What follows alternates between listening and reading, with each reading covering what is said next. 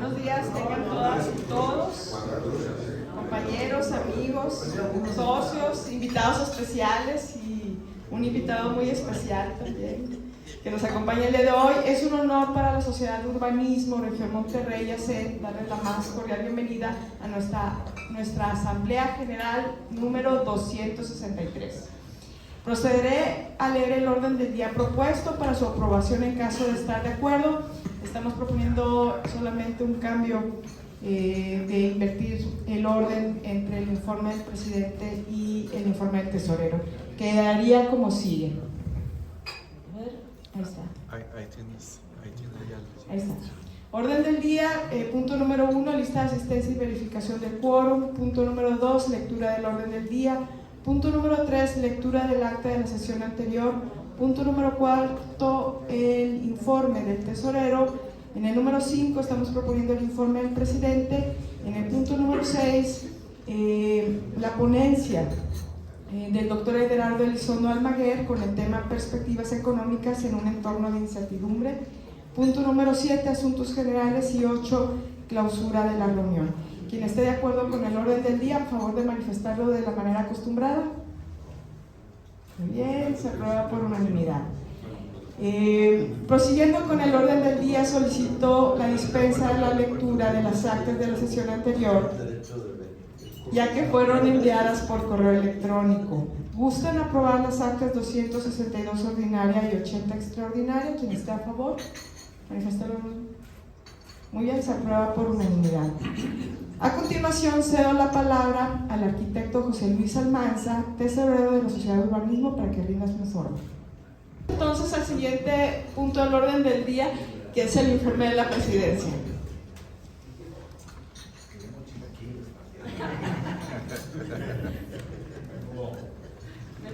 Muy bien. Compañeros, muy buenos días a todos. Estos son nada más unos números muy rápidos para tener un contexto de cuántos asistentes en promedio estamos teniendo, cuántos son invitados y cuántos son socios. Entonces la idea es, pues, a estas personas que son invitados irlos acercando para que se puedan ir asociando y podamos ir creciendo estos números.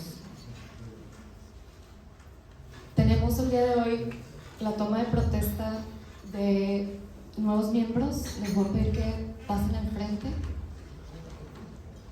Alicia Sánchez Fonseca, coordinadora de proyectos urbanos de la Facultad de Arquitectura de la Universidad Autónoma de Nuevo León. Daniela Montiel Flores, directora de planeación urbana del Implan de General Escobedo de Nuevo León. Doctora Diana Karina Padilla Herrera, coordinadora del doctorado en filosofía con orientación en arquitectura y asuntos urbanos de la Facultad de Arquitectura de la Universidad Autónoma de Nuevo León.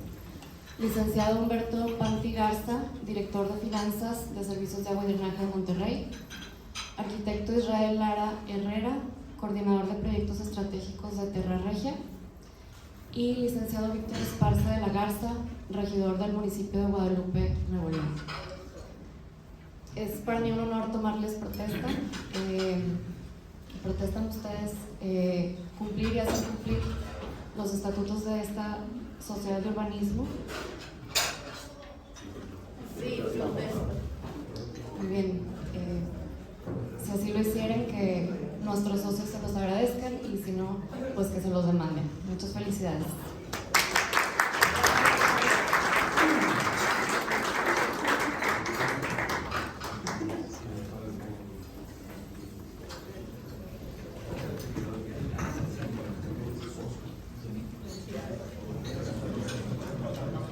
Tenemos otros temas que comentar aquí muy rápidamente. En estos últimos días ha estado en medios de comunicación, en diversos medios de comunicación, información sobre proyectos de interconexión que abarcan el municipio de Monterrey y de San Pedro. Hemos estado al pendiente de todas estas notas.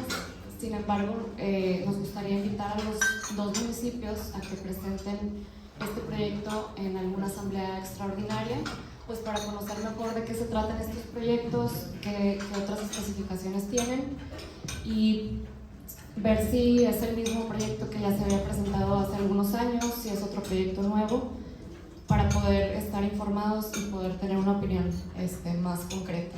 En este caso lo estamos haciendo en conjunto con el Colegio de Arquitectos y quizás también estaría la Academia de Arquitectura por confirmarse. Entonces, bueno, el informe de este tema les estaremos comentando en los próximos días y en su caso invitándolos para la presentación del proyecto. Otro tema también es que de la Cumbre Internacional del Hábitat de América Latina y el Caribe nos han convocado a participar en un foro que ellos tienen. Este foro dura 3 días y nosotros vamos a formar parte del evento con un conversatorio el 27 de febrero por la noche, a las 7 de la noche. Va a ser en el Laboratorio Ciudadano Nuevo León. Para quien guste acompañarnos, les estaremos enviando también la información de este y del foro completo, que son 3 días en conjunto con el municipio de Monterrey, la Secretaría de Desarrollo Urbano Sostenible y la UR, la Universidad UR también. Entonces les estaremos haciendo llegar esta información. En el tema de las representaciones Surmac, tenemos varios de nuestros miembros participan en diferentes municipios, en el estado, en consejos en temas de desarrollo urbano. Entonces estamos haciendo un mapeo de todas estas personas y los estaremos invitando a quienes más quieran participar para unirse a estas actividades. También les estaremos enviando esta información próximamente. Y en el caso del municipio de Ciénega de Flores, quien ha estado al pendiente y responsable de este tema que estuvo en consulta pública es el ingeniero Arturo Garza, vicepresidente de Desarrollo Regional. Nos va a platicar de este tema.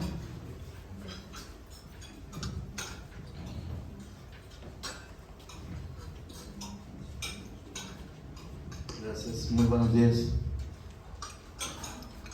El municipio de Ciénega de Flores convocó a audiencia pública, consulta pública, un cambio al proyecto de plan de desarrollo urbano del municipio de Ciénega,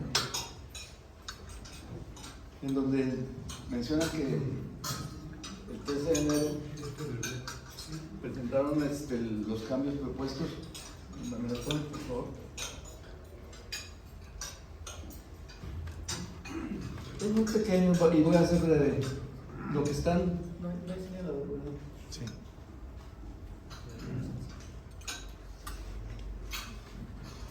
Lo único que está... Esto es como está el proyecto, el plan urbano de Ciénega de Flores. Esta vialidad que está aquí, marcada, es como está el plan y proponen, y la propuesta es...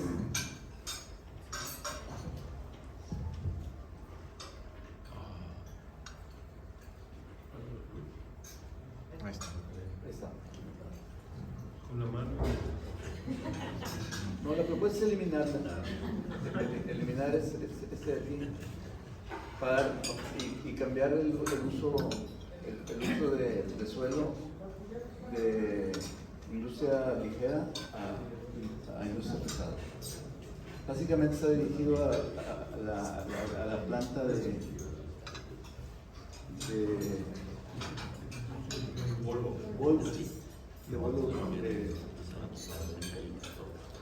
vehículos pesados. Recibimos 2 comentarios, uno de Ramiro Guzmán, diciendo de que no se mencionaban salvaguardas para el proyecto de cambio de uso de suelo, y de José Manzanera, que decía que estamos perdiendo esta vialidad, esta conexión. Esta es la carretera de Cuota, esta es la carretera antigua. Entonces, si alguien que viene del norte hacia el sur, la posibilidad que tiene es esto para tomar el camino hacia Suazo. La idea del proyecto como está es conectar esta vialidad con esta.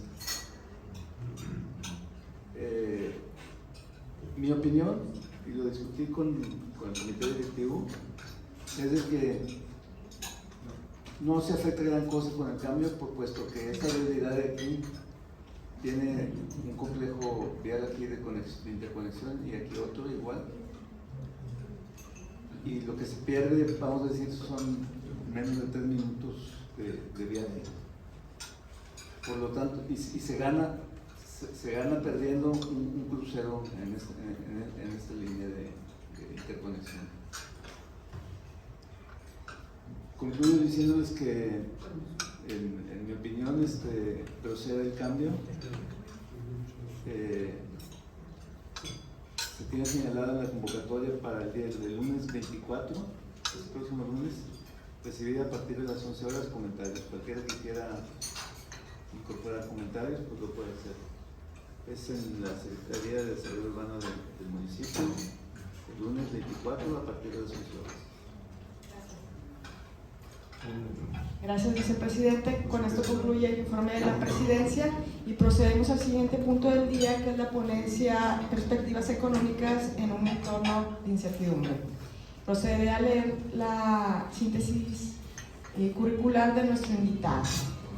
El doctor Everardo Elizondo Almaguer es egresado con mención honorífica de la Facultad de Economía de la Universidad Autónoma de Nuevo León y cuenta con una maestría en Economía y es candidato al doctorado en Economía de la Universidad de Wisconsin. Además, es fundador y primer director de la Escuela de Graduados de la Facultad de Economía de la Universidad Autónoma de Nuevo León.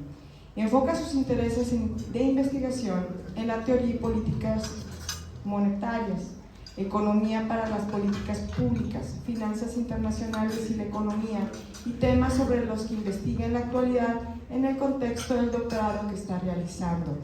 Su experiencia profesional en diferentes instituciones públicas y privadas, como subgobernador del Banco de México en el periodo de 1998 al 2008 y como director de investigaciones económicas en el grupo financiero Bancomer, entre otras, le otorgan en su faceta como docente e investigador una visión panorámica de la coyuntura económica.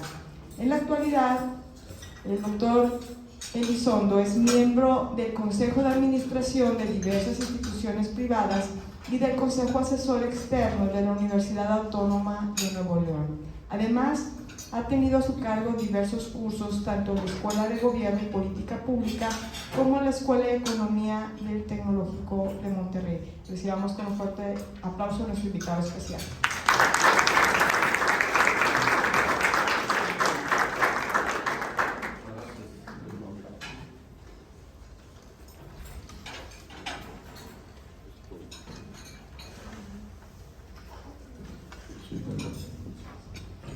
Muchas gracias a ustedes por la invitación de participar en esta reunión de la Sociedad de Urbanismo de Monterrey, a la que vengo por invitación expresa de mi amigo Raimundo Galán.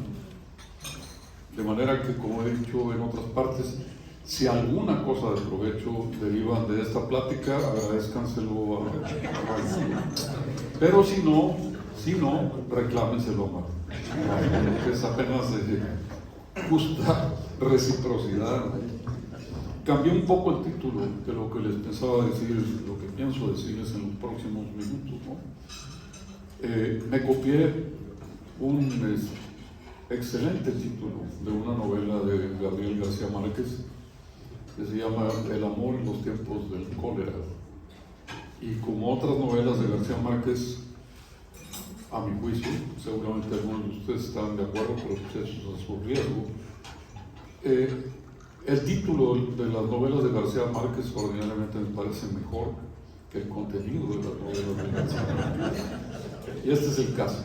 Pero lo que hice yo aquí fue alterar un poco el asunto y decir la economía mexicana en los tiempos del MAGA, pero ustedes ya saben que es MAGA, ¿no? De manera que en eso no necesito profundizar. Es esta eslogan del presidente Trump que significa Make America Great Again. Y las formas en que ha venido el presidente por segunda ocasión tratando de hacer efectivamente América grande de nuevo, pues han provocado en 20 días una transformación radical, diría yo, cuando menos de las relaciones internacionales. México, Canadá, China, Europa, Groenlandia, Panamá y no sé qué otro, bueno, desde luego Ucrania y Rusia. El hombre tiene un mes de haber tomado a su cargo la presidencia de los Estados Unidos y el panorama económico, político, geopolítico ha cambiado radicalmente. Y lo que ha introducido es un elemento adicional o varios elementos adicionales de incertidumbre. No sabemos nunca, nadie, iba a decir ni los economistas, y a veces los economistas en particular, pues no sabemos nada sobre el futuro, ¿no? Imaginamos algunos escenarios y hacemos algunas adivinanzas educadas, y eso es lo que se presenta ordinariamente como si fueran pronósticos. Pero con la aparición y las dudas, la aparición de las cosas que ya ha presentado el presidente, pero también con las dudas que ha introducido en lo que puede suceder en el futuro inmediato, pues la verdad es que la tarea de hacer pronósticos es particularmente difícil. En consecuencia, esto, a pesar de la generosidad de ustedes en llamarle a lo que estoy haciendo yo una ponencia, es una charla, ¿no? Y lo más probable es que lo que diga yo aquí lo vaya a tener que modificar muy pronto en otra plática a la que ustedes quizás me inviten o quizás no, en función de lo que oigan este día. Pero eso va a ser irremediable. Creo que si alguna cosa vamos a tener que hacer a lo largo del año 25 es recurrentemente estar actualizando lo que esperamos de los próximos 3 meses.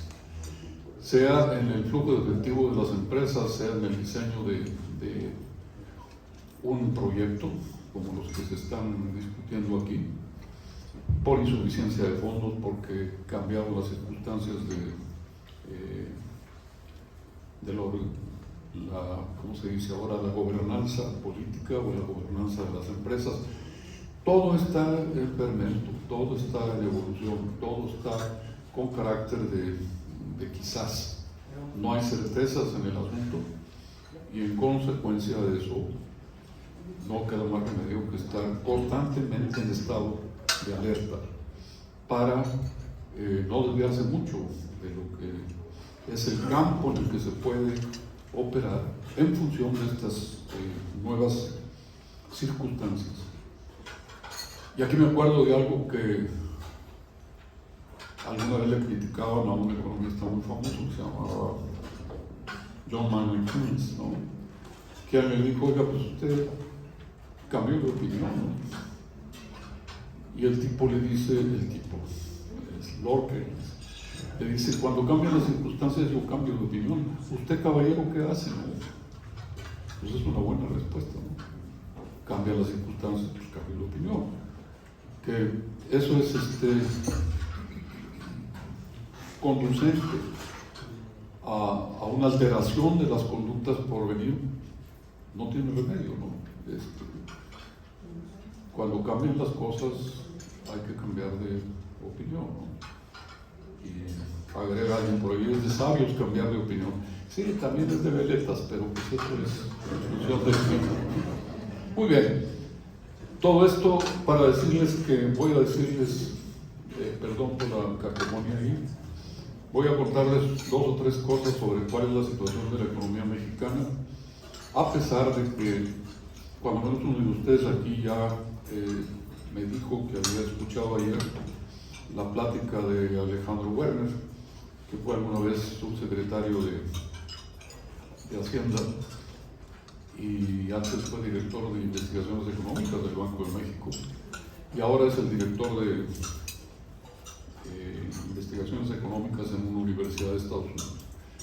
Y entonces pues van a estar mejor enterados que yo, porque yo no oí esa plática, ¿no? Pero además Sócrates y el señor gobernador, amigo mío, estuvo en una plática del viernes pasado en el Gran Invernadero. Y no sé qué tanto me escuchó porque estaban al mismo tiempo desayunando como ahorita, pero yo ya había desayunado antes y en consecuencia pude decir las cosas con más tranquilidad. Entonces, una visión general de cómo está la situación económica muy rápida, y después un par de notas, como dice el subtítulo de lo que ven ustedes en esta filmina, un par de notas, una sobre política monetaria y otra sobre política comercial. Quise insertar lo de política comercial porque yo sé que aunque yo no lo trajera, ustedes me lo iban a preguntar, el problema de los aranceles y las relaciones entre México y Estados Unidos en materia de comercio exterior y de finanzas y de no sé qué tantas cosas. Que por cierto y de paso pues tiene una importancia que yo no voy a clarificar, pero que ustedes la conocen muy bien, tiene una muy grande importancia para el desarrollo urbano, por esto que se ha festinado en demasía, yo creo, de la influencia potencial del nearshoring, ¿no? Y del no sé cuántos chorings, ¿no? Y lo oí yo hace poco a un economista que yo aprecio mucho, no sé si él me aprecia a mí, pero esa es otra cosa, ¿no? Yo lo aprecio mucho, y lo que dice en materia de nearshoring es absolutamente cierto. Ese es el caso concreto de un concepto que tiene un superávit de declaraciones y un déficit de realizaciones. Porque si uno revisa las cifras oficiales sobre inversión extranjera directa, lo que van a encontrar ustedes es que ha habido un aumento de la inversión extranjera directa, pero son reinversión de utilidades, no son nuevas inversiones. Y lo que se supone que va a resultar con este asunto del nearshoring son nuevas inversiones, ¿no? Y a donde voy con lo que les acabo de decir y su relación con lo que ustedes hacen, es que eso produjo durante un tiempo, ustedes lo conocen mejor que yo, un mini auge de parques industriales. Pero conforme ha aumentado la incertidumbre, pues esa expansión llegó a su final muy rápido, ¿no? Y lo que vimos al final del año pasado, y esa es una de las razones que les voy a comentar para explicar por qué el año pasado presentó a final de cuentas una cifra tan baja de crecimiento, fue la reducción de la inversión, que primero creció muy deprisa en función de esta expectativa de las oportunidades que crearía el nearshoring, y después se retrajo cuando lo que se manifestó, lo que se materializó, pues fue un aumento muy importante de la incertidumbre, ¿no? Y la actitud actual de los inversores, de los inversionistas, no sé cuál de las dos palabras es la correcta, o las dos,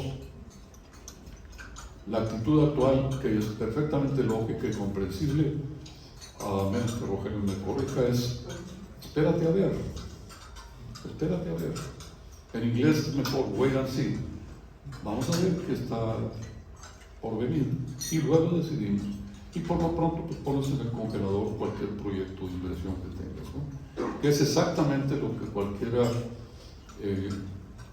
con un mínimo de capacidad de planeación pues tiene que hacer, esperar a que las circunstancias medianamente se aclaren.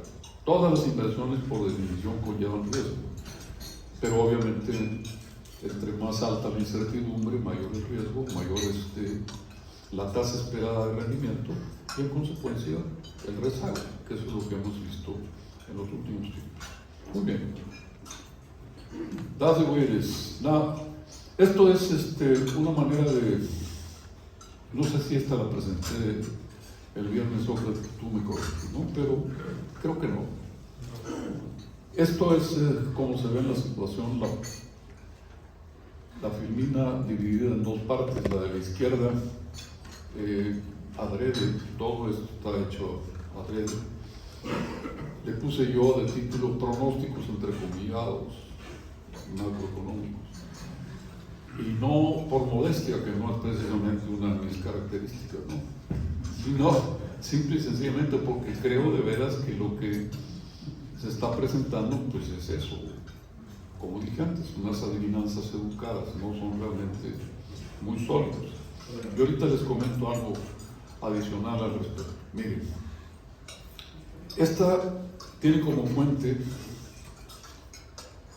lo que dice acá abajo, una encuesta sobre las expectativas de los economistas del sector privado del principio de enero del 25, ¿no? Que no se ha corregido mucho, ¿no? Y lo que decían estos caballeros hace un mes es que el año pasado el Producto Interno Bruto había crecido 1,4%, con una inflación del 4%. Eso sí se sabía, el dato de inflación ya se conocía. El de la tasa de interés también, y el del tipo de cambio, pues es el tipo de cambio prevaleciente al final del periodo, ¿no? Para el 25 la expectativa era de un crecimiento del 1%, con una inflación cercana al 4%, con una tasa de interés que disminuía, son buenas noticias para los constructores, 1,5 puntos porcentual, y con una expectativa también del tipo de cambio de casi 21 pesos. Sobre eso último, pues nadie sabe, ¿no? En días pasados, nomás con los puros ruidos asociados con los aranceles, el tipo de cambio se fue a 20.40, cambia la noticia de dirección y parece que las cosas no son tan malas y regresa a 20.30. No sé qué va a pasar en las pláticas del señor Ebrard, del licenciado Ebrard, con su equivalente. Ni tan equivalentes, ¿verdad? Hay unas diferencias de tamaño entre los dos que no los hace equivalentes. En lo que toca a los aranceles, si las noticias son malas, el tipo de cambio se va a depreciar. Si nos dan otro plazo o le dan otro plazo al ajuste, pues a lo mejor el tipo de cambio se mantiene donde antes. Yo no lo sé, porque no me invitaron a participar en esa reunión con el señor Ebrard. Una omisión de su parte, yo sé, pero bueno, pues así son estas cosas, ¿no? Por eso, como no se sabe mayor cosa sobre el resultado de esto de los aranceles, el lado de la derecha, donde digo yo, después de los aranceles, pues no tiene más que un signo de interrogación en color rojo. Y lo podemos llenar con algunas consideraciones de naturaleza muy general, pero pretender asignar números a lo que va a pasar el 25 en lugar de esa columna que está en el lado izquierdo es pretensión. Y déjenme darles una idea de por qué digo que es pretencioso. Acaba de salir un dato de una cosa que produce el INEGI, que se llama Indicador Global de la Actividad Económica. Y eso fue ayer o antier. Creo que fue ayer apenas, ¿no? Y el dato correspondiente apenas a diciembre trae una contracción del 0,6%,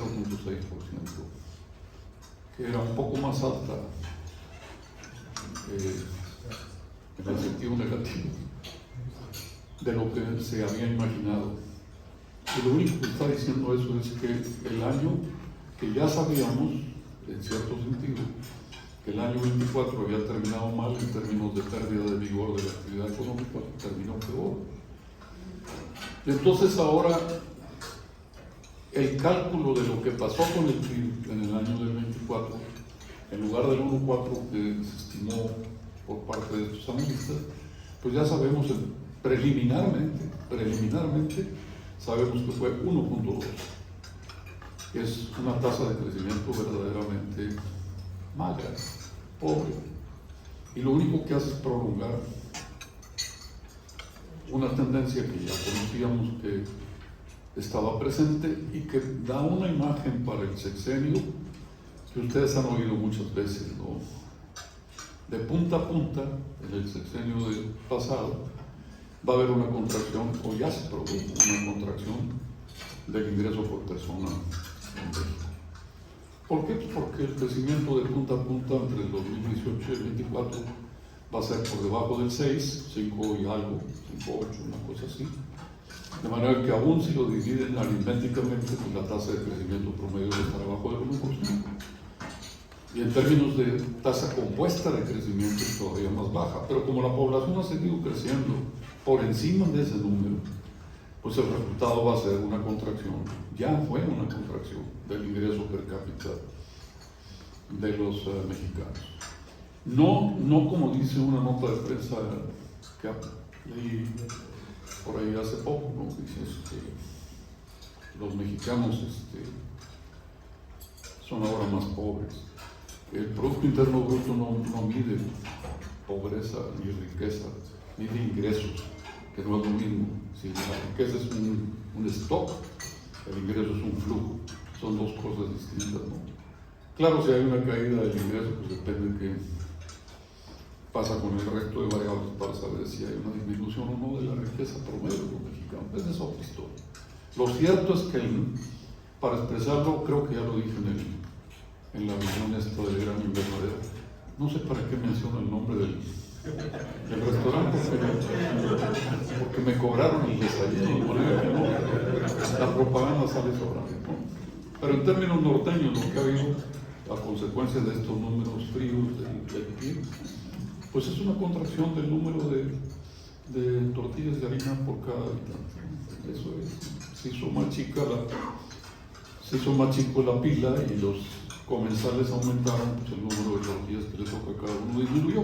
Eso es lo que quiere decir el asunto. Bienes y servicios producidos a lo largo del sexenio, en términos reales, comparados con el crecimiento de la población, resultó que la población creció más que el abasto de bienes y servicios, el resultado es menor. Eso es todo. Así pues, en términos del sexenio, en términos económicos del sexenio, no puede presumir de progreso, ¿no? Puede presumir de otras cosas, no todas favorables, pero específicamente de crecimiento económico no. Ese es el primer elemento del asunto, ¿no? Las cosas no van bien en la producción. Este es el número, el 06 al que me referí yo hace un minuto, ¿no? Diciembre del 24.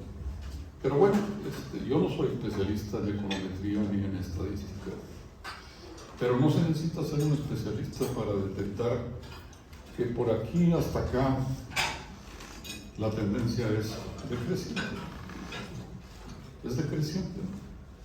Y la parte final del año, del 24, ya insinuaba, sugería la posibilidad de que esto ocurriera. Entonces, el último número, o el más reciente, que es el de diciembre del año pasado, es ese negativo que les dije del 0.6. Lo alarmante del asunto es que, a consecuencia de la aparición de estos números, ha habido la convicción de parte de los analistas de que si ya había la presunción de que el 25 iba a ser un año de poco crecimiento, esto lo refuerza. Y entonces leyeron ustedes, seguramente debieron haber leído en la prensa, la nota de parte, creo que es de Citibanamex, en donde para el año del 25, en lugar de traer como vimos en la gráfica anterior, en lugar del 1%, traen ahora un 0.6. La misma tasa que detectaron, porque ya se publicó por parte del INEGI para diciembre, ahora la están, por casualidad, es una cifra que ahora se plantea para la totalidad del año. Y eso en buen español quiere decir que si el año del 24 no fue muy feliz en términos económicos, el año del 25 va a ser todavía más lamentable, ¿no? Porque entonces sí, ¿no? 0.6% de crecimiento en el año del 25, la población sigue creciendo, pues va a seguir cayendo el producto por persona, ¿no? Ese es en resumen cómo se ve la situación de la economía. Una de las cosas que explica por qué el 25 no será un año de crecimiento notable es un ciclo económico político. El primer año de gobierno de una administración pública federal ordinariamente es un año de lento crecimiento. Mientras el gobierno entrante aprende a gastar, que ordinariamente sería una actividad relativamente rápida de entender, sobre todo cuando no hay un cambio de partido. Si el partido que entra es el mismo partido que salió, pues debería haber una cierta continuidad en el proceso de gasto. Y ese es el caso actual. Morena 1, Morena 2. No parecía que hubiera pues ahí una solución de continuidad. Es una frase muy elegante. Una solución de continuidad. No hay una solución de continuidad política. El problema es que el cierre del año pasado, por razones que ustedes probablemente conocen por su profesión, se caracterizó por un exceso de gasto. El gobierno federal trató de terminar con los proyectos prioritarios del señor presidente. Y entonces hubo una expansión anormal de las erogaciones, un aumento anormal del desequilibrio fiscal, un aumento también anormal del endeudamiento, una preocupación de parte de los analistas financieros de que esta situación o estas direcciones de endeudamiento y de desequilibrio fiscal no podían continuar, y entonces la oferta para el año 25 de una relativa austeridad. Y bueno, pues si de por sí las cosas no vienen muy bien y el gobierno federal se va a tener que embarcar en un proceso de apretarse el cinturón, pues va a haber una parte de la demanda que no va a ser muy vigorosa, que es la correspondiente al sector público. Y por el lado de la iniciativa privada, la incertidumbre creada alrededor de este asunto de los aranceles no es precisamente el mejor ambiente de negocios para desarrollar proyectos de inversión, ni para recolectar capital, ni para ponerlos en práctica. Entonces, si el gobierno federal, por un lado, va a tener que pausar y recomponer parte de las finanzas públicas, y en lo que toca a la iniciativa privada, el marco de operación se caracteriza más por las nubes que por la luz, más por los puntos oscuros que por los brillantes, pues no puede esperar mucho en términos de crecimiento de la inversión tampoco, ¿no? Y la combinación de eso no deja mucho en que fincar un crecimiento importante para el 25. Otro elemento que podía ser un motor de crecimiento son las exportaciones a Estados Unidos, como hemos visto en años pasados, que ahora por supuesto pues también están sujetas a una interrogación como la que planteé yo en la filmina anterior por el pequeño asunto de los aranceles. Entonces, el panorama en lo que toca actividad económica real, a la actividad económica que produce bienes y servicios, no se ve precisamente muy halagüeño, ¿no? En el año del 24 se presentaron una serie de ideas acerca de por qué el crecimiento que se previó para el 24 iba a ser al final de 1 y algo. Pero se olvidó que apenas un año antes el pronóstico para el 24 era cuando menos de 1 punto porcentual por el euro. Y no fue así, ¿no?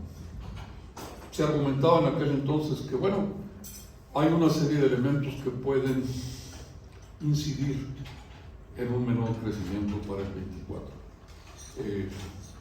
Que los Estados Unidos se desaceleren. En lugar de eso se acelerara. El crecimiento de los Estados Unidos fue extraordinario en el año del 24, con un nivel de desempleo que prácticamente es pleno empleo, al 4%. Creció por encima, bueno, la tasa de crecimiento de la economía americana el año pasado fue el doble, más del doble de la de México. que no es precisamente para una economía de ese tamaño una condición preocupante, todo lo contrario, ¿no? Terminó a tambor batiente el sexenio del presidente Biden. También había como probable problema pues, que se siguieran escalando los conflictos bélicos en el 24. No se escalaron, simplemente se quedaron donde estaban, siguieron matándose gente en Ucrania y Rusia y en el Medio Oriente, pero no se extendió al resto de la región en ninguno de los dos casos, ¿no? También se presumió la posibilidad de que hubiera un apretamiento de las condiciones monetarias. Fue exactamente al revés. Los bancos centrales empezaron a bajar las tasas de interés en Estados Unidos, en Europa y en México. Y a pesar de eso, ¿no? El crecimiento en México no se dinamizó. Entonces, decía yo por ahí en otra parte, hay en este momento la idea de que, y es una frase que ustedes pueden discutir todo lo que quieran, ¿no? El problema de la economía y de otras cosas en México ahorita es el presidente Trump. Yo no creo eso, yo creo que el problema de México es México. Que una buena parte de lo que está pasando impide el crecimiento de la economía mexicana, no de ahora, desde hace mucho tiempo, son factores internos, no son factores externos. ¿Que esto que está sucediendo no ayuda? Por supuesto que no, pero tampoco transforma radicalmente la situación. Lo acabo de ver, perdón por la digresión aquí, en una declaración de alguien, de un dirigente empresarial que acaba de tomar posesión del cargo. El titular se refiere desde luego a Trump, pero si uno lee la nota, lo que la nota dice es la inseguridad jurídica, la inseguridad física y patrimonial, la insuficiencia de la infraestructura, y así nos vamos. Pues todas esas cosas son internas y no son de ayer, son producto de una tarea que debíamos haber hecho en México hace mucho tiempo y que no estamos cumpliendo, y que en consecuencia de eso se produce lo que sabemos que se está produciendo: una insuficiencia de acumulación de capital físico y una insuficiencia de capital humano. Esto último es gravísimo, gravísimo, porque acumular capital físico no es tan complicado como acumular capital humano. Y por capital humano me quiero referir aunque me voy por los cerros de Úbeda, a las deficiencias en el sistema educativo y en el sistema de salud, que bueno, son públicas y notorias, ¿no? Y que no estamos haciendo lo que debiéramos para corregirlas, ¿no? No más que en el caso del capital humano, corregirlas toma una generación. Y aquí nomás en los años pasados, a consecuencia, entre otras cosas, de la pandemia, pues ha habido un deterioro de la formación de capital humano, sin duda. Y con lo que está sucediendo en el sistema de salud, pues hay un deterioro también de otra parte del capital humano, que es fundamental: la salud del trabajador. Pero en fin, muy bien, ¿qué más? Este es el resumen, ¿no?, de las perspectivas económicas. Una pérdida de vigor, pues sin duda, se va a acentuar en el primer semestre, por razones que ya comenté. Y entonces el 1% que vieron ustedes en la gráfica, ya había yo previsto, entre comillas, es dudoso, pues ya cada vez es más dudoso, ¿no?, de que el 1 no lo vamos a conseguir. La inflación ha descendido, sí, pero está lejos de la meta. La meta famosa del Banco de México del 3%, pues digo, déjenme hacer una digresión aquí literaria o casi literaria o guión musical. Hay una canción de un cantautor argentino, ya se murió, se llama Atahualpa Yupanqui, de las ruedas de mi carreta, no sé qué cosa, ¿no? Pero hay una que dice concretamente, se refiere a otro asunto, y de repente dice una frase, dice: en un horizonte abierto que siempre está más allá. en un horizonte abierto que siempre está más allá. Eso es lo que le ha pasado al Banco de México. El horizonte del 3% siempre está más allá. Ahora el horizonte del 3% de la meta de inflación es para el segundo semestre del 26. Más que la meta tiene fija desde el 2003, como decía yo en un artículo que ustedes no leyeron, que produje un artículo muy brillante que publiqué en el Norte y en Reforma, ¿no? Esa parece broma lo que estoy diciendo, pero no es. Si ustedes tienen una meta que tiene ya 20 años y que cada vez que podríamos aproximarnos a ella, posponen el momento de lograrla, lo que hacen es reducir la credibilidad sobre la meta. Y el problema con la falta de credibilidad en las metas es que inducen escepticismo de parte del que oye la meta. Si estos cuates tienen tanto tiempo prometiendo, serán serios, ¿no? Y la expectativa sobre lo que pasa en la inflación tiene influencia sobre la inflación.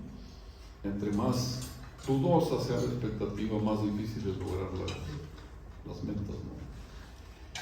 En fin, yo creo que va a estar cerca del 4% de inflación otra vez, con suerte, a lo largo de este año, ¿no? Y con suerte tiene que ver eso con el impacto de los aranceles, en caso de que efectivamente, si no el 25, el 5, el 10, el 15, lo que sea, todos se van a reflejar en un aumento de precios. ¿Qué tan generalizado y qué tan impactante a final de cuentas es eso? Es una historia muy compleja, pero de que no es positivo, no es positivo. Y lo más probable es que, por lo que acaba de manifestar Banco de México esta semana pasada, van a volver a bajar la tasa de interés. No sé si al 8% para diciembre de este año, ¿no? Pero un número así, probablemente más bajo, sí. Si el banco se preocupa mucho por la debilidad de la actividad económica, es probable que bajen más rápido la tasa de interés. Ustedes, como son todos deudores, estarán encantados de la vida con la posibilidad de pagar menos los créditos, el servicio de los créditos que tienen. Yo, como soy al revés, es decir, soy un acreedor, y tengo una posición ahí de 1 o 2 pesos en CETES, cada vez que la tasa de interés baja no me hace mucha gracia la idea. Pero ese es el problema con los precios: el que lo paga, pues todo lo que lo baje está bien, pero el que lo recibe, pues todo lo que lo baja está mal, ¿no? Pero esa es una historia para otro tema, ¿no? Sobre el tipo de cambio no tengo la menor idea de qué es lo que va a pasar, excepto decirles, como les dije, va a fluctuar. Y esa no es una frase mía. Estuve una vez en León hace muchos años con otro miembro de la Junta de Gobierno, y al final de la plática se para ahí una señora y le dice: oiga, señor licenciado, doctor, tengo nomás una pregunta para usted. ¿Cómo va a estar el tipo de cambio el 31 de diciembre de este año? Y el señor doctor le dice: mire, yo tengo alrededor de unos 30 años de estarle estudiando este tema del tipo de cambio, el precio de los activos y en particular los precios de las divisas, y he llegado a una conclusión. Entonces, silencio en la sala esperando la conclusión del señor doctor. Lo más probable de aquí a diciembre es que fluctúe. Y era la única respuesta que puede darle, porque por una razón muy sencilla: el tipo de cambio es flotante. Y entonces depende de las noticias. Si las noticias son malas, el tipo de cambio se va a depreciar. Las noticias son buenas, el tipo de cambio se va a apreciar. Y de paso les digo, esa es una enorme ventaja, porque lo que evita es que, a diferencia del pasado, y aquí hay algunas cabecitas blancas que se acuerdan del asunto igual que yo, con el tipo de cambio fijo lo que hacían era, cuando había presiones sobre el tipo de cambio, se creaba una especie de represa. En lugar de que las presiones se deshogaran, se retenían. Hasta que, por supuesto, la presión era tan alta que la presa se quebraba y era un desorden, ¿no? Ahora no. Ahora las presiones se van deshogando solitas con el tipo de cambio flotante. No les gusta a los exportadores, ¿no? Quieren certeza sobre el tipo de cambio. compren un futuro, hombre. ¿Que les cuesta? Pues sí, claro que cuesta, los seguros cuestan, pero permiten dormir con tranquilidad en lugar de estar despertando a medianoche ahí con sobresaltos. Oye, mañana cómo estará el tipo de cambio. Nadie sabe cómo está el tipo de cambio. El que les diga cómo sabe, que sabe cómo va a estar el tipo de cambio mañana está mintiendo. No puede saber eso. Es imposible, nadie sabe. Pero eso es para otra plática. Les puedo dar más sobre eso, pero ya con un fin. Esto es lo que está pasando con la inflación. Ya no me detengo en esto, ya consumí más tiempo del que tenía pensado.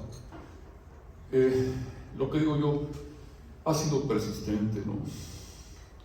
Y por eso el artículo en cuestión que ustedes no leyeron, le puse la inflación endémica. Esto ya es una endemia. La meta es la línea verde, que casi no se ve por pudor. Pero pues casi todo el tiempo la inflación está por arriba de eso, ¿no? Desde el año, eso que es del 2015. Yo aventé la gráfica hasta el 5, no es muy diferente, ¿no? Hay unos cuantos periodos en donde la inflación anda cerca del 3, se queda ahí unos cuantos meses y para arriba otra vez. Y siempre hay una buena razón para explicar por qué subió. Y luego, pues, espérate tantito, déjame ver cómo la desinflo el asunto, ¿no?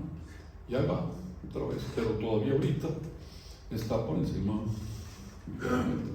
Ahora la expectativa es de que con la debilidad de la actividad económica haya menores presiones de demanda, entonces se aproxime en el segundo semestre del 26 al 3%, pero se va a aproximar desde arriba, cuando la idea era de una meta, pues es que la mayor parte del tiempo estuviera alrededor del 3%, no que de vez en cuando se aproxime desde arriba al 3%, son dos formas de medir la cosa, de interpretar la cosa, que son distintas. Y esto es lo que ha hecho el Banco de México, llevó la tasa de interés del 4 al 11 y luego se ha algunos escaloncitos aquí y la lleva al 9,5. Pero la va a bajar casi seguro, ¿no? Ahora en marzo, tan temprano como, ya no me acuerdo el día exacto, pero es en algún momento en la mitad de marzo, ¿no? Esa es la expectativa sobre tasas de interés. Esta es otra cosa que presenté hace poco y también en el periódico. Perdón por la repetición, pero soy un tipo muy inteligente y muy variado, pero tanto como para tener ideas todos los días, pues no. Entonces, esta gráfica aquí ya la deberían conocer ustedes, que es un poco crítica en el sentido de decir, casi no hay eventos de este tipo en el que yo participe, que alguien no me diga la política monetaria del Banco de México es excesivamente restrictiva. Mi respuesta no es tan restrictiva, maestro, porque pues, la inflación sigue alta. Y segundo, esto es lo que está pasando con el crédito concedido por la banca. Si la política fuera muy restrictiva, ¿cómo es que la banca está prestando casi 20% de incremento en crédito? Quítenle la inflación, 4%, queda el 15%. Pues eso no es precisamente una gran restricción, ¿no? Ni en vivienda tampoco. Ni empresas, ¿no? De manera que sí hay restricción. Claro, no es lo mismo pagar como pagaban ustedes en créditos hipotecarios hace no mucho tiempo el 8% que estar pagando el 10% ahorita. Sí, lo entiendo. Se dice pronto, son 2 puntos porcentuales nada más. Pues sí, pero en el largo plazo, para un crédito de 15 años, hace diferencia la carga mensual. Desde luego, yo lo entiendo eso muy bien. Pero no es tan restrictiva como parece, ¿no? En fin. Esto ya es la primera parte de lo que quería cubrir, que es política monetaria, pues es esto ya, ¿no? Ya se lo dije, ¿no? El FED se alarmó con lo que estaba, se alarmó mucho, es decir, se preocupó por la incertidumbre creada por los cambios del señor presidente Trump y dijo, espérame tantito, la bajé en noviembre, ahorita ya no hago nada. Tomó una pausa que va a durar hasta septiembre casi seguro, ¿no? Banco de México también bajó en noviembre, pero volvió a bajar en febrero, medio punto porcentual. Y como digo al final, lo más probable es que la vuelva a reducir en marzo, a pesar de reconocer que hay incertidumbre y que hay presiones, ¿no? Pero obviamente está preocupado por. Muy bien. Ahora, rápido sobre el asunto de política comercial externa, ¿no? Estos son los reclamos, en resumen, del gobierno de los Estados Unidos, que el gobierno mexicano pues, no ha controlado la producción y contrabando de drogas. Ustedes conocen más de esto que yo, ¿no? Primero no era cierto que había producción, ¿verdad? Si aquí no producimos nada, bueno, ahora resulta que sí. Y bueno, tampoco estamos haciendo todo lo que... No, pero se hace lo que se puede. Y bueno, los Estados Unidos dicen, no, produces con precursores que compran de China y los exportas a mi país. No me digas que no. Yo sé eso. Entonces, si no corriges eso, y si no me ayudas con el flujo de indocumentados, ahí van los aranceles. Eso es, a mi modo de ver. Por eso lo que creo yo que está en el fondo de esto no es realmente un conflicto comercial, es un instrumento de presión para remediar dos cosas que al presidente Trump y a los estadounidenses en general les preocupa mucho: el consumo de drogas, fentanilo en particular, y la migración desordenada que tienen del territorio. Esos son los dos verdaderos temas con respecto a México. Y el instrumento de presión, pues es el arancel, así de sencillo. ¿Que es una reducción caricaturizada, licenciado? ¿Usted de esta cosa no sabe nada? Pues sí. Pero como los politólogos tampoco saben nada de esto, yo me atrevo a decir estas cosas sin un desparpajo. ¿Tienen una mejor hipótesis? La discutimos, ¿no? Yo creo que esa es una buena hipótesis, la que yo acabo de plantear. Y una parte del asunto que desvirtúa la idea de que pasado mañana vamos a tener en México 3 millones de deportados. Eso simplemente no es cierto. Hay 4,5 millones de mexicanos exclusivamente que están indocumentados. Imagínense el esfuerzo para tratar de encontrarlos y después agruparlos y enviarlos de regreso. Eso no va a suceder, ¿no? Y lo que han hecho en los primeros de estos 30 días, pues son números que están incluso por debajo de los que habían hecho en otras administraciones. De manera que esto, yo insisto que es simplemente un instrumento de presión muy fuerte, sin ninguna duda, pero es un instrumento de presión. Bueno, eso es. Ahora, sobre aranceles. Esto sí lo vimos allá en el gran invernadero, pero lo voy a tener que repetir. Uno, para empezar, es un impuesto a la importación. Eso es lo que es un arancel. Un impuesto a la importación, que traducido al español lo quiere decir, es un impedimento para que ustedes compren lo que les dé la gana. Eso es lo que quiere decir. Se lo están encareciendo. En Estados Unidos es lo mismo que aquí. Es decir, el productor, el consumidor quiere comprar un artículo extranjero y el gobierno le dice, sí, pero te pongo 25% más. ¿Por qué? Porque tengo otros objetivos. Hoy mi objetivo es vivir bien, ese es tu problema. Yo tengo otros objetivos y pongo 25% de impuesto. Ad valorem, eso lo único que quiere decir es, no son tantos pesos por cada artículo importado, son tantos pesos en valor, un porcentaje del valor del artículo. Eso es lo que quiere decir el valor. Pero lo puse a valor porque suena como muy técnico, ¿no? Lo que sigue es más interesante, ¿no? Lo paga el consumidor si la demanda no es flexible. Digo, aquí hay 2 o 3 economistas mejores que yo. Bueno, eso no es muy difícil, pero hay 2 o 3 economistas mejores que yo, que saben perfectamente lo que quiere decir esto en términos de elasticidades de la demanda y cosas así muy sofisticadas. Lo único que quiere decir es, si el consumidor no tiene alternativa, el consumidor lo va a pagar. Pues así es. Bien, el fisco le dice esto, ¿vale 100? Creo que traigo un ejemplo ahí. Sí, ahí está. El comprador no tiene muchas opciones, entonces el productor paga el arancel.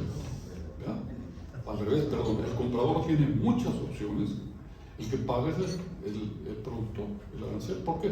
Tiene un precio inicial, el producto, $100, ¿no? El precio final va a ser otra vez $100 porque el comprador no le va a gustar 125, le va a decir, no te lo compro. Y entonces el productor, el importador, va a tener que bajar el precio a 80. El fisco le cobra el 25 sobre 80 y el precio vuelve a 100. Aquí los que pierden son el productor y el que gana es el fisco. El consumidor no, porque el consumidor tiene otras opciones. No me gusta los 125, no te lo compro. Entonces tu problema pues, es que lo tienes que rebajar para seguir vendiendo. Al revés, si el comprador es el que no tiene alternativa, lo que dije en la anterior, el comprador no tiene flexibilidad al respecto. Es él el que paga el arancel. El precio es 100, el vendedor dice, pues eso es. Esto lo compras, maestro, porque no tienes alternativa. Entonces vas a pagar 100 más el 25.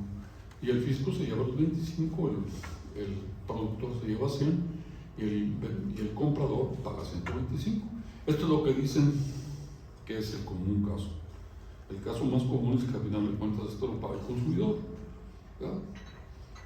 Y bueno, pues hacía yo la broma, ya casi me voy. Hacía yo la broma de que, bueno, todo el mundo está de acuerdo que esto se dice. Ustedes lo han dicho casi seguro también, ¿no? Esta cosa que está haciendo Trump es un tiro en el pie. Pone un arancel, pues lo van a pagar al consumidor americano, ¿no? Pues sí, parece con esto, ¿no? Lo va a pagar el consumidor. En respuesta, vamos a hacer aranceles mexicanos, para que los mexicanos demos una balazo en el pie. Pues, ¿qué clase de lógica es eso? Que se den ellos el tiro en el pie, pues que lo den. Ah, no, para hacer una política contraria, también nosotros vamos a dar un tiro en el pie. Le pones un arancel de acero, yo le pongo un arancel a las manzanas de Oregon. Yo voy a pagar más por las manzanas de Oregon. ¿Por la razón de qué? ¿Qué sentido tiene eso?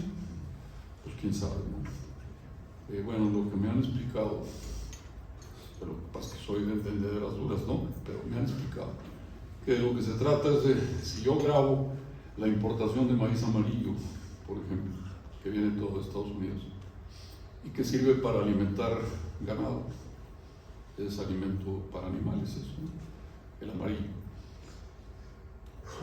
Voy a lastimar a los granjeros en Estados Unidos, ¿no? Porque le puedo comprar a Argentina, maíz amarillo también, un poco más caro, pero puedo comprar a Argentina.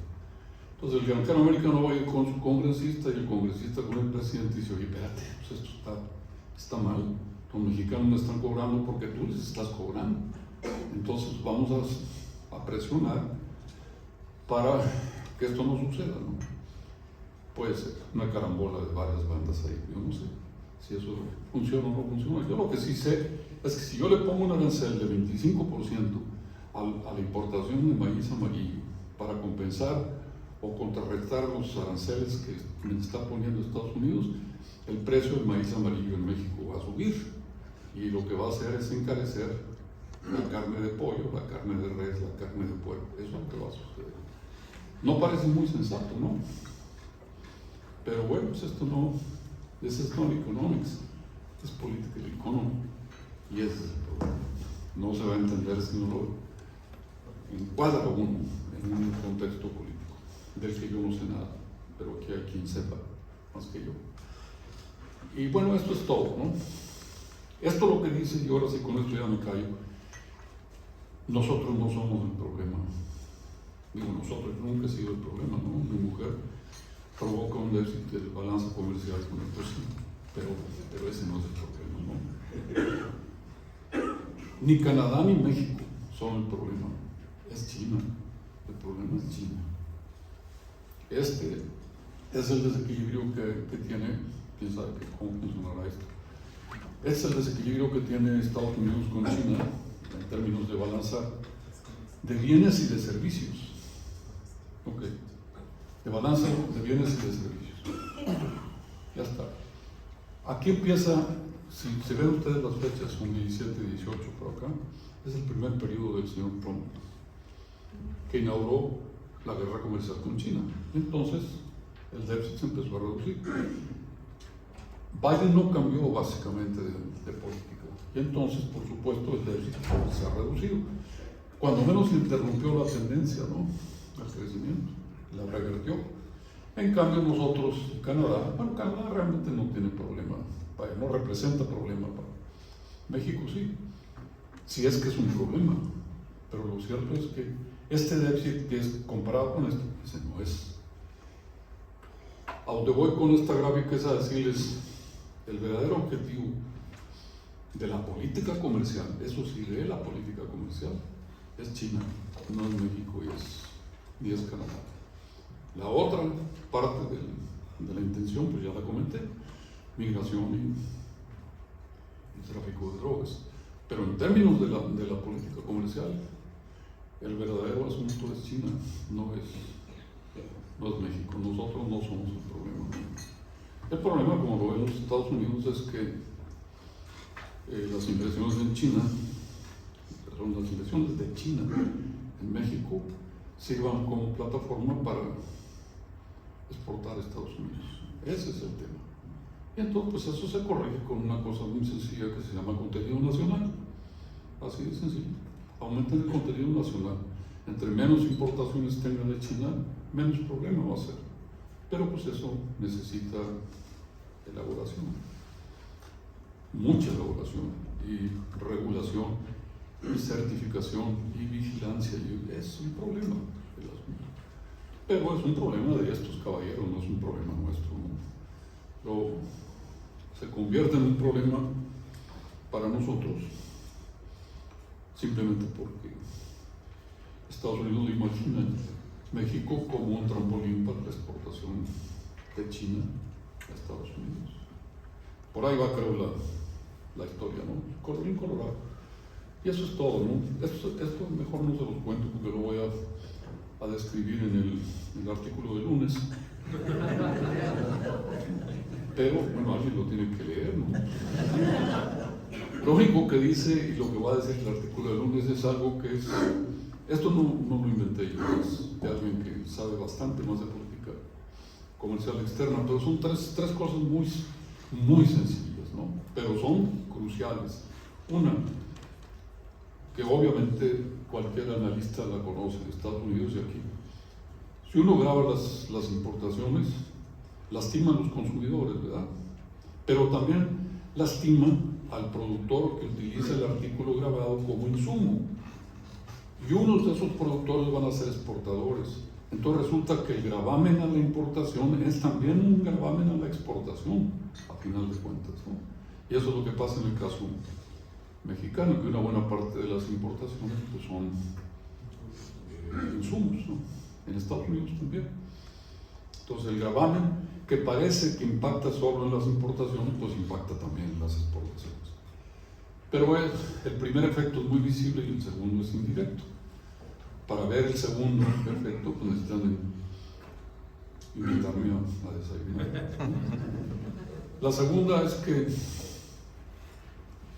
si uno tiene un déficit en la cuenta de bienes y servicios, en otras palabras, si gasta más de lo que ingresa, pues está incurriendo en una deuda, ¿no? Entonces el problema es pues, cómo se paga la deuda. Y no hay más que dos maneras, ¿no? Aumenta el endeudamiento con el exterior o le firma uno la escritura de la casa al extranjero, ¿no? Pues, ¿qué otra manera hay, no? Y eso es lo que se llama inversión extranjera directa, ¿no? Pues, ¿qué hacen los inversionistas que vienen a México? Pues compran activos en México, ¿no? Entonces alguien se los vende, ¿no? Ustedes se los venden a los extranjeros hacen su barrio y su fábrica, pero ahora eso es propiedad de los extranjeros, ¿no? Y una parte de eso se va automáticamente para afuera, por supuesto, ¿no? Si uno tiene un superávit en una parte, la financiera, pues tienes un déficit en la comercial, ¿no? Y ya está, ¿no?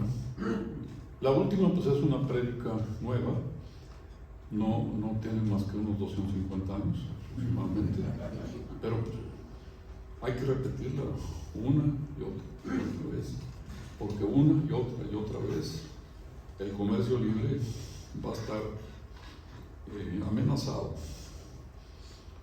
por fenómenos, procesos, demandas, exigencias, cambios de opinión, pues como la que estamos viendo en este momento. Yo creo que es una mala idea. Volver al proteccionismo es una mala idea. Yo viví en esa época, y algunos de ustedes aquí también, cuando la situación en México era de un comercio exterior totalmente controlado por el gobierno, en donde lo que había eran aranceles y una cosa famosa que se llamaba permisos previos de importación. Y el permiso previo de importación, lo único que decía es que si a ustedes les daba la gana comprar un televisor en Estados Unidos, alguien nos tenía que dar un permiso. O traerlo con facilidades ortodoxas, heterodoxas, ¿no? Y el colmo de eso, y ya con esto ahora sí de veras me callo el pico, había una cosa fascinante que se llama permiso previo de importación automáticamente denegado. Ese es el fondo, lo más importante del comercio libre, que lo que se trata, y en el nombre lleva lo mejor de la recomendación, es que recupera la capacidad del consumidor y del productor para hacer lo que quiera, en su beneficio. No lo que determina el gobierno, lo que ustedes decidan que es conveniente para ustedes. Eso se llama libertad económica, y eso es lo que está en juego ahorita con el señor Trump y con las reacciones al respecto. Bueno, muy bien, colorín colorado, yo tengo otras cosas que hacer, ustedes también, pero las mías son más importantes porque yo me voy a la isla del Padre.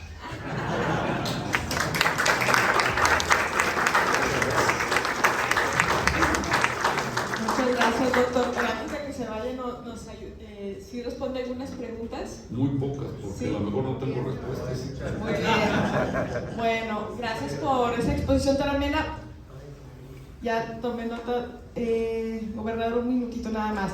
Queremos que más socios e invitados participen, entonces los invitamos a hacer preguntas cortas y vamos, si les parece bien, a turnar por mesas. ¿Okay? Ya Mariano había pedido su turno, entonces si nos permite nada más darle el micrófono al gobernador y luego nos pasamos con Mariano y luego así una por mesa. ¿Les parece bien?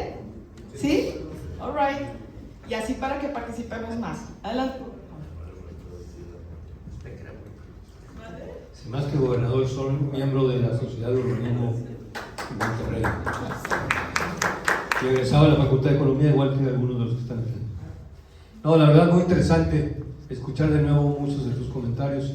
Sobre todo, te agradecemos esa forma tan didáctica en que nos explicas. Yo tenía nomás algunos comentarios, algunas preguntas, ¿verdad? Ahora se empieza a hablar de que en Estados Unidos, de que el IVA, que también es como un arancel, entonces hay que tener cuidado si les están pagando un IVA aquí en inversión extranjera o en las exportaciones americanas hacia México. ¿Verdad? Y es cierto lo que tú dices, que es difícil pensar en que tantos millones de migrantes mexicanos se van a regresar, pero ¿cuál sería el efecto si la cantidad fuera importante? ¿Cómo afectaría el empleo informal? ¿Verdad? Y tú hablas también sobre el capital humano. Creo que es bien importante lo que señalaba sobre el sistema educativo, cómo se está afectando como uno de los ingredientes ya tradicionales. ¿Qué se puede hacer ahí en los programas de capacitación, por ejemplo, tipo CONALEP? Y la última pregunta tiene que ver con el nuevo Tratado de Libre Comercio, el TECMEC, que se va a negociar. Todo esto que has comentado, ¿cómo afectará esa negociación? ¿O qué sugerirías tú a nuestra presidenta de México para que se ponga lista en las negociaciones de la revisión del nuevo Tratado de Libre Comercio? Sí, bueno, gracias. Vi lo del IVA, ¿no? Eso no es cierto, ¿no? Es decir, el IVA no es un arancel. El IVA es un impuesto, a final de cuentas, es un impuesto que tiene como propósito llegar a incidir, a final de cuentas, sobre el último consumidor. Entonces es un impuesto multietápico. Eso lo que quiere decir es, la primera fase se cobra, en la segunda fase se acredita el primero, y así se va. De manera que al final el IVA grava solo el valor agregado, pero agregado a lo largo de toda la etapa de producción y de distribución. De manera que es un impuesto solo al último consumidor. No es un arancel, ¿no? Es un impuesto que grava igual al consumidor nacional y al consumidor extranjero, al vendedor extranjero que al consumidor nacional. No, yo creo que eso no es así, no es un arancel. Lo que sí hay en el caso del IVA, cuando menos es lo que me parece a mí, es algo muy sencillo. En Estados Unidos el impuesto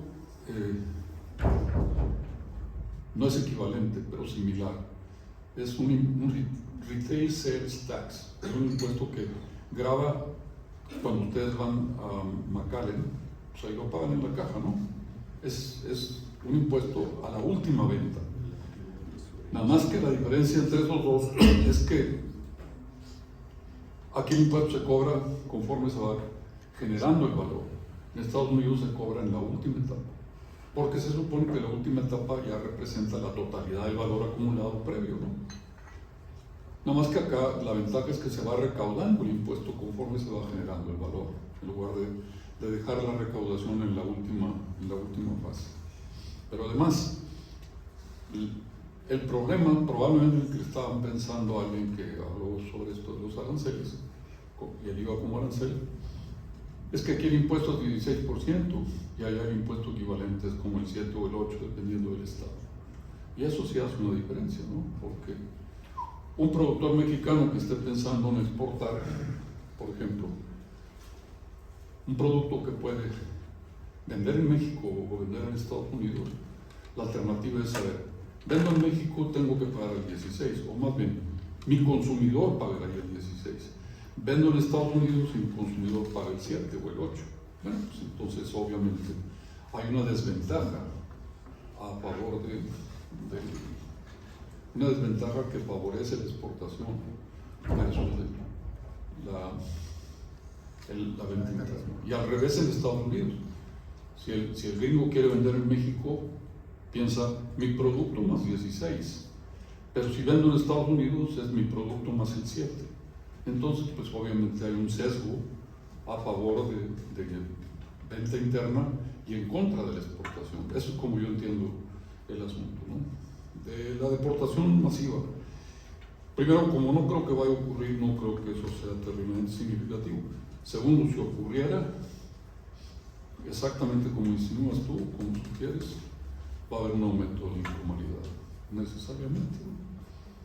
¿Las remesas? ¿A dónde se van a ir eso? Pues Las al remesas. mercado formal. Al mercado formal, necesariamente.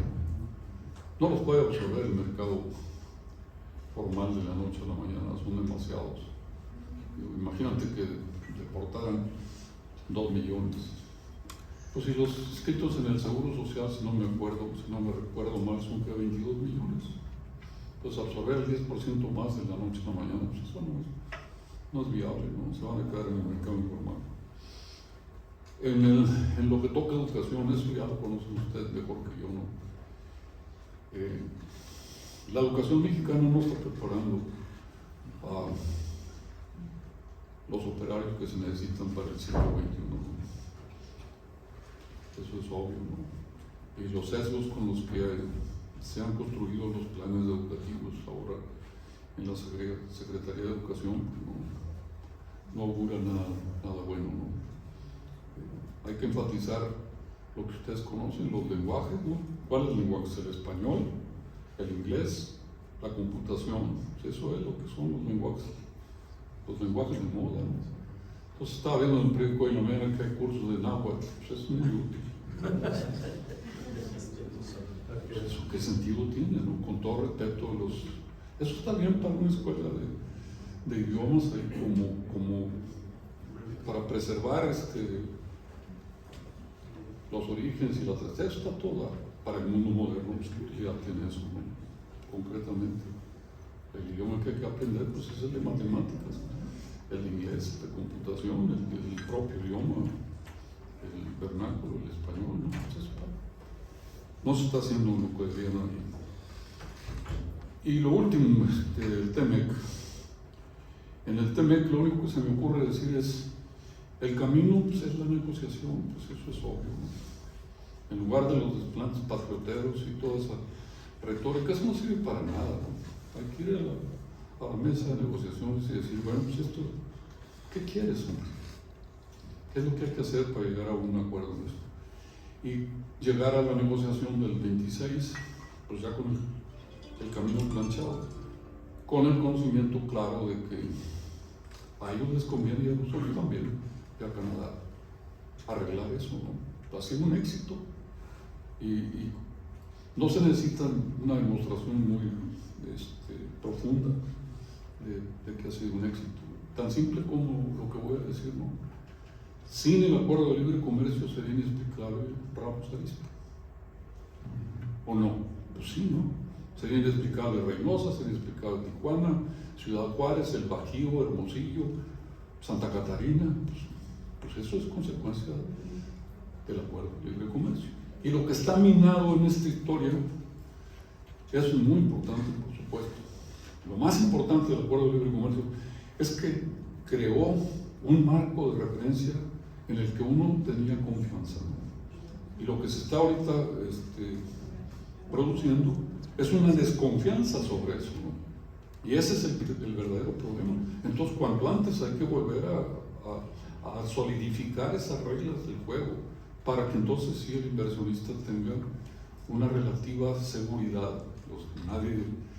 Nadie que haya hecho una inversión, y ustedes son expertos en eso, puede tener certeza de los resultados. Pero bueno, pues cuando menos disminuir los riesgos, ¿no? Y una parte de esos riesgos disminuidos es un marco jurídico que sea estable, que sea confiable. Y es lo que menos tenemos ahorita, ¿no? A la inestabilidad creada por factores externos estamos añadiendo 2 o 3 internos sobre los que yo no sé nada. Pero sí sé los resultados. Los resultados es una incertidumbre adicional. That's it. Gracias. Sí, no, contrario. Eso es lo que yo sé del asunto. Muy bien. Don Everardo, felicitarlo. Para el Colegio de Abogados es muy importante que nos defina. Ya desapareció el NAFTA, entonces en estos momentos el Tratado de Libre Comercio es letra muerta. Definitivamente se debe considerar que cualquier negociación que se lleve a cabo no tiene esa validez directa de un tratado, de un acuerdo, de una situación en donde de alguna manera es muy fácil salirse y simple y sencillamente hacerse a un lado los compromisos de Estado, son compromisos de Estado. Así es, efectivamente. El nombre original, el NAFTA, así era. Nosotros le pusimos aquí Tratado de Libre Comercio, pero el nombre original en inglés es NAFTA, North American Free Trade Agreement, no es un tratado, ¿no? Y eso tiene una categoría jurídica distinta, ¿no? Sí, bueno, pues hay que, miren, cuando la primera campaña del señor Trump al respecto calificó el acuerdo de libre comercio como el peor acuerdo de libre comercio jamás firmado por ninguna nación a lo largo de la historia. Y lo único que hizo fue modernizarlo. Porque obviamente entiende a final de cuentas que es una buena idea tener esta integración entre México, Estados Unidos y Canadá. Y ha funcionado muy bien.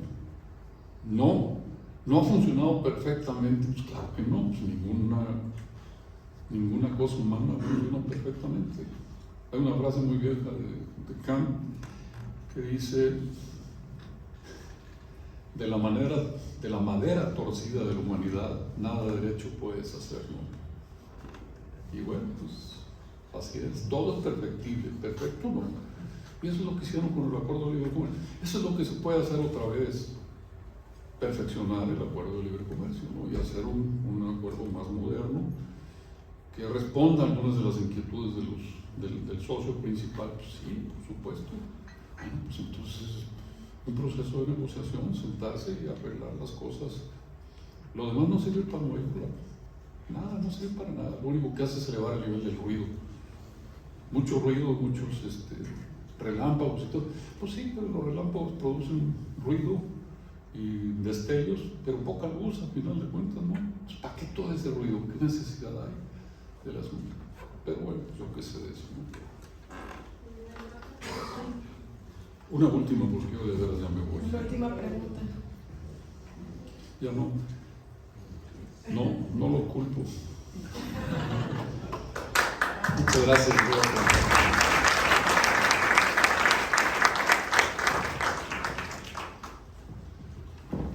Muchas gracias. Sí, quizás.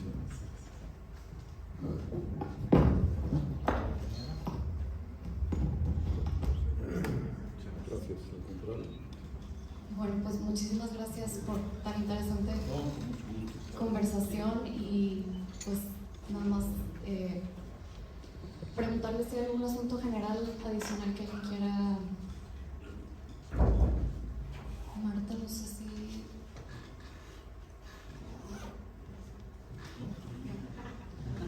Bueno, pues muchísimas gracias, buen fin de semana y siendo las 10:43 estamos por clausurar esta sesión. Muchas gracias.